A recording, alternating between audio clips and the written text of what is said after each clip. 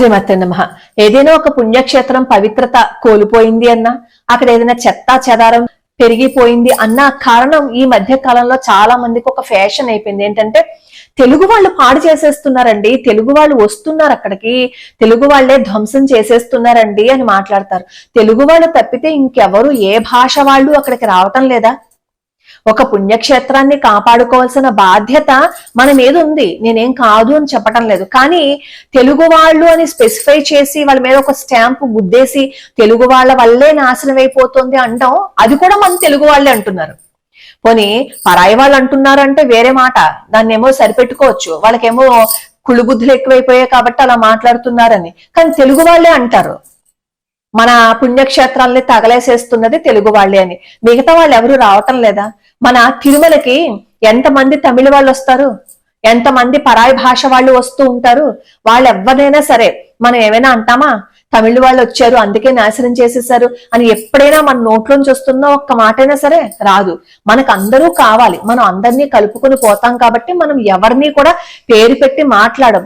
అందరూ వెంకటేశ్వర స్వామి వారికి భక్తులే అని చెప్పి మనం అనుకుంటాం. కానీ మన వాళ్ళు ఏం చేస్తారు, ఏదైనా ఒక పుణ్యక్షేత్రం తగలబడిపోయింది అంటే దానికి కారణం మన తెలుగు వాళ్ళు. మరి మన తెలుగు వాళ్ళు అంత అత్యధిక స్థితిలోనూ అంత అత్యధిక నెంబర్లోనూ అక్కడికి వెళ్ళడం వల్లే కదా ప్రపంచ ప్రఖ్యాతిగాంచిన దేవాలయాలుగా అందరికీ తెలుస్తున్నాయి. అంతమంది అక్కడికి వెళ్ళడం వల్లే కదా అక్కడ ఎంతో ఆర్థిక అభివృద్ధి జరుగుతోంది. ఆ దేవాలయాలన్నింటినీ అభివృద్ధి చేస్తున్నారు కదా. మరి ఆ మాట ఎందుకు అనరు? ఆ మాట అనడానికి మాత్రం నోరు రాదు, కానీ దేవాలయాలను మాత్రం తెలుగు వాళ్లే ధ్వంసం చేసేస్తున్నారు అని అంటారు. నిజంగా మన వాళ్ళు కూడా కొంచెం జాగ్రత్త తీసుకోవాలి, నేను కాదు అని నేను చెప్పటం లేదు. కానీ at the same time Telugu వాళ్ళ వల్ల ఆ దేవాలయం కొంచెం అభివృద్ధి చెందుతోంది అన్నప్పుడు ఆ దేవాలయానికి సంబంధించిన అధికారులు కూడా కొన్ని చర్యలను తీసుకోవాలి. ఎప్పుడైతే ఈ చెత్త చెదారం పడేస్తున్నారో ఆ పడేసే వాళ్ళ మీద ఒక కన్నేసి ఉంచాలి, వాళ్ళకి జరిమానా అది విధిస్తే ఇలాంటి చెత్త పనులు చేయరు. మనం ఎప్పుడైనా శిక్ష విధిస్తేనే తప్పు జరగకుండా ఉంటుంది. అది మానేసి తెలుగు వాళ్ళు వెళ్తున్నారు, తెలుగు వాళ్ళు నాశనం చేసేస్తున్నారు అని చెప్పి ముందు తెలుగు వాళ్ళని అక్కడికి వెళ్లకుండా చేసేయాలన్నమాట. ఇప్పుడు చూడండి, కేరళలో అయ్యప్ప స్వామి వారి ఆలయం దగ్గర ఎన్నిసార్లు ఈ మధ్య కాలంలో గొడవలు జరిగాయి. తెలుగు వాళ్ళ మీద జరిగే గొడవలు, తెలుగు వాళ్ళనే బాధ పెట్టారు. నిన్న కూడా ఎవరో తల పగలగొట్టేశారు అయ్యప్ప స్వామి భక్తుడు తలకాయ. ఏ అంటే తెలుగు వాళ్ళు అక్కడికి రాకూడదు, తెలుగు వాళ్ళ డామినేషన్ పెరిగిపోతుందేమో అని వాళ్ళకి భయం. అందుకే తెలుగు వాళ్ళని ఏదో విధంగా ఇబ్బంది పెట్టి అక్కడికి రానివ్వకుండా ఉంటే అప్పుడు నెమ్మది నెమ్మదిగా ఈ పరాయి వాళ్ళు ఆక్రమించేసుకోవచ్చు. ఏమో ఏ కుట్ర జరిగిందో ఎవరికి తెలుసు, తెలియదు కదా. ఏదో ఒక సంఘటన జరిగింది కదా అని చెప్పి మొత్తం తెలుగు వాళ్ళని అక్కడికి వెళ్ళనివ్వకుండా ఆ పరిసరాలన్నీ పాడు చేసేస్తున్నారని చెప్పి వెళ్ళనివ్వకుండా చేస్తే ఏ విధంగా ఉంటుందో తెలుసా? మన సంప్రదాయాలని మన ఆచారాలని వదిలేసుకుంటే తిరిగి మళ్ళీ మనం తెచ్చుకోవటం ఎంత కష్టమైనది అనేది తిరుపురం కుండ్రం ఇష్యూ మనం తెలుసుకుంటే అర్థమవుతుంది. ఇదివరకు నేను తిరుపురం కుండ్రం గురించి 2 వీడియోస్ చేశాను. ఇప్పుడు ఈ గత కొద్ది రోజులుగా ఒక గొడవ జరుగుతోంది. అదేంటంటే ఈ తిరుపురం కుండ్రం సుబ్రహ్మణ్యేశ్వర స్వామి వారికి సంబంధించిన 6 ముఖ్య దేవాలయాలలో ఈ తిరుపురం కుండ్రం కూడా ఒకటి. ఈ తిరుపురం కుండ్రానికి చుట్టుపక్కల రాష్ట్రాల నుంచి కూడా ఎంతో మంది వస్తుంటారు. కార్తీక మాసంలో నవంబర్ డిసెంబర్ మధ్యలో చాలా మంది వస్తూ ఉంటారనమాట. ఇక్కడ కార్తీక మాసంలో బ్రహ్మోత్సవాలు జరుగుతాయి. ఆ కొండ మీద కార్తీక దీపం వెలిగిస్తారు. అయితే ఈ మధ్య జరుగుతున్న గొడవ ఏంటంటే మీరు వెలిగించడానికి కుదరదు, మా దర్గా కూడా ఉంది అక్కడ అంటారు. మీరు తిరుపురం కుండానికి సంబంధించి ఆ కొండకి సంబంధించి పాత వీడియోస్ కానీ పాత ఫొటోస్ కూడా చూడండి, ఎక్కడ ఏ కట్టడము కనిపించదు. కానీ తర్వాత వచ్చేసింది.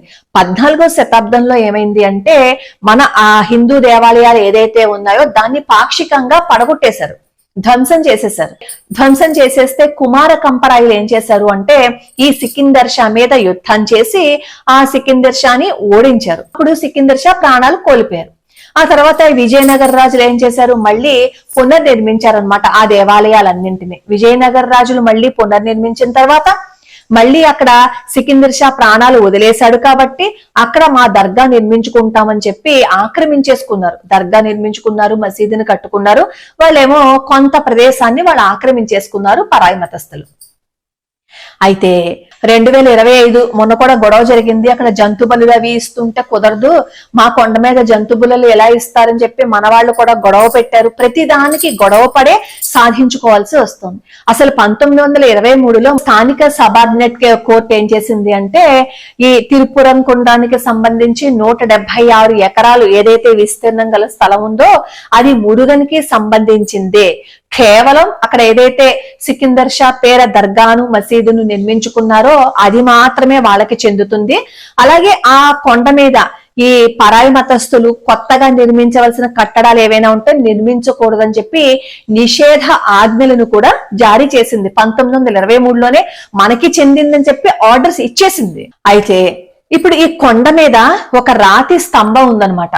అక్కడ ఎప్పటి నుంచో కార్తీక దీపం వెలిగిస్తున్నారు అనేది మనకి చరిత్రలో కూడా కనిపిస్తోంది. చాలా పురాతన కాలం నుంచి సాహిత్యంలో దాంట్లో కూడా కనిపిస్తుంది అనమాట, అక్కడ కార్తీక దీపం వెలిగిస్తారని. కానీ మొదటి ప్రపంచ యుద్ధం తర్వాత ఏమైంది అంటే, ఈ బ్రిటిష్ వాళ్ళు వచ్చిన తర్వాత ఆ కొండ మీద దీపం వెలిగించటానికి ఇబ్బంది పడి వాళ్ళ పెట్టే కష్టాలన్నది భరించలేక కొండ కింద ఉచ్చై పిళ్ళయ్యారని చెప్పి ఆ ఆలయం దగ్గర దీపాన్ని వెలిగిస్తూ వచ్చారు. ఈ మధ్య ఏం చేశారు అంటే, హిందూ మున్నావి నేత రామ్ రవికుమార్ ఒక పిటిషన్ ని దాఖలు చేశారు. మేము కిందే కాదు కొండ మీద కూడా మాకు సంప్రదాయం ఉంది కాబట్టి మేము అక్కడ వెలిగించుకుంటాం మా దీపాన్ని అని చెప్తే, కోర్టు ఏం చెప్పిందంటే, అది మీదే కాబట్టి మీరు వెలిగించుకోండి, మీరు వెలిగించుకోవటం వల్ల ఎటువంటి ఇబ్బంది ఉండదని చెప్పి కోర్టు ఆర్డర్స్ ఇచ్చేసింది. వెలిగించుకోమని చెప్పింది. కొంతమంది భక్తులను అక్కడికి వెళ్లి వెలిగించుకోమని వాళ్ళకి ఎస్కార్ట్ గా కూడా నియమిస్తామని చెప్పి కోర్టు పాపం చెప్పేసింది అక్కడ దీపం వెలిగించుకోవచ్చు అని. అయితే అక్కడ గవర్నమెంట్ ఒప్పుకోవటం లేదు. అక్కడ ఉన్న గవర్నమెంట్ ఏంటి అనేది అందరికీ తెలిసిన విషయమే. 85% తెలుగు వాళ్ళు ఉన్న ఆ తమిళనాడు ప్రాంతంలో తెలుగు పండగ జరుపుకోవాలి అంటే ఎంత యుద్ధం చేయవలసి వస్తే, రేపన్న రోజు మన జనాభా తగ్గిపోతే ఏం చెయ్యాలి? వాళ్ళు ఒప్పుకోవట్లేదు. నేను చాలా పెద్ద గొడవ అయింది. గొడవ అయితేనేమో బీజేపీ నేతని ఎవరినో కూడా వాళ్ళని అదుపులోకి తీసుకున్నారంట. అంటే ఇంతకీ నేను చెప్పొచ్చేది ఏంటంటే, ఇప్పుడు అక్కడ వాళ్ళు ఏదైతే ఆక్యుపై చేసుకున్నారో ఆ కట్టడాల్లో కూడా చూడండి, ఈ మకర తోరణాలు, పాండ్యరాజుల కాలంలో ఉన్న శిల్ప సంపద అంతా ఆ దర్గాలో ఉంది. ఆ ముఖద్వారానికి పైన చూస్తుంటేనే మకర తోరణం అన్ని కనిపిస్తోంది.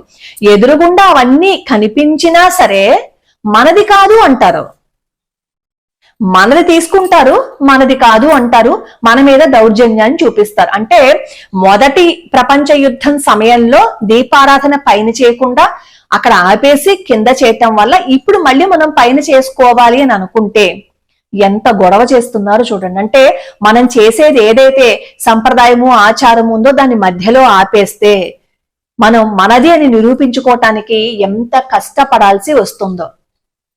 ఒకవేళ అది మాది అని మనదాన్నే మాది అని చెప్పి నిరూపించుకుని మనం ఏదైనా సరే మాట్లాడాము అని అనుకోండి, ఇంకో హిందువులేమో హింసని ప్రేరేపించేస్తున్నారు అని చెప్పి మన వాళ్ళే అంటారు. ఎందుకు గొడవ, వాళ్ళకి ఇచ్చేస్తే పోలేదా అంటారు. మరి వాళ్ళకి ఇచ్చేస్తే పోలేదా అని కొంతమంది సెక్యులర్లు, అది హిందువులది కదా మీరు ఇచ్చేయచ్చు కదా అని చెప్పి మిగతా వాళ్ళతో మాట్లాడతారా? మాట్లాడరు. ఎందుకంటే ఓటు బ్యాంక్ కదా, ఓట్లు పోతాయని వాళ్ళకి భయం.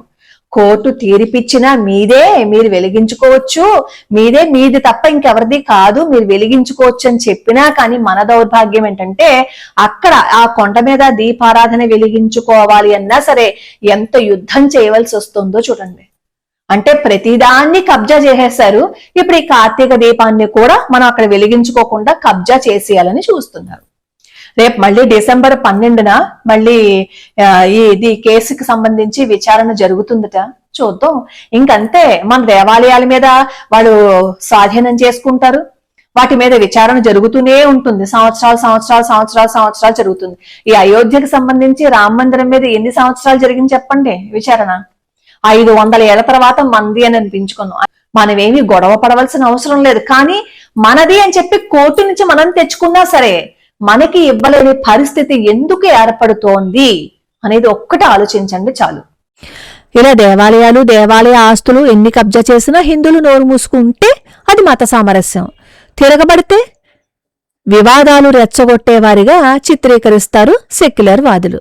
అంతేగాని హిందువులకి ఆ దేవాలయము ఆ గిరి పవిత్రమైనవి, మీరే కదా అక్కడ అక్రమంగా నిర్మించుకున్నారు, మీరే సమాధులు అక్రమంగా కట్టుకున్నారు కదా, అది మీకు ఏ పవిత్రమైన మతపరమైన కట్టడము కాదు కాబట్టి ఆ దర్గాను తీసేసి ఆ గిరి మీద పూర్తి హక్కులు హిందువులకిచ్చి మత సామరస్యం కాపాడండి అని ఏ సెక్యులర్ జీవి వాళ్ళకి చెప్పే ప్రయత్నం చెయ్యనే చెయ్యడు.